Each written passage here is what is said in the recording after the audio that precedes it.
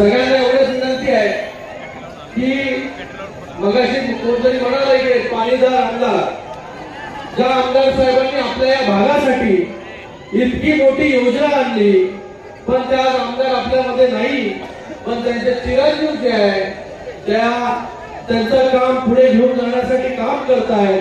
आपल्या सगळ्यांना देखील त्यांच्या मागे पूर्ण खंबीरपणे उभं राहायचं आहे आणि पुन्हा एकदा जे काम बाबासाहेब करून गेले त्याला पुढे घेऊन जाण्याचं काम जय सुभाषजींच्या माध्यमाने आपल्याला करायचंय. एवढंच या प्रसंगी सांगतो आणि पुन्हा एकदा आपल्या सगळ्यांना या उत्सवाच्या खूप खूप शुभेच्छा देतो. माझ्याबरोबर राहुलजी शेवाळे आहेत, त्याचबरोबर भाऊ चौधरी आले, किरण साळीजी आले. खरंच इथे आल्यानंतर येण्या अगोदर मला होतं की काय झॅन्डी आटपाडीमध्ये होते, पण आटपाडीमध्ये काय मुंबईपेक्षा कमी नाही झॅन्डी. तर आपल्या सगळ्यांचं खूप खूप अभिनंदन, खूप खूप शुभेच्छा. जय हिंद, जय महाराष्ट्र. धन्यवाद.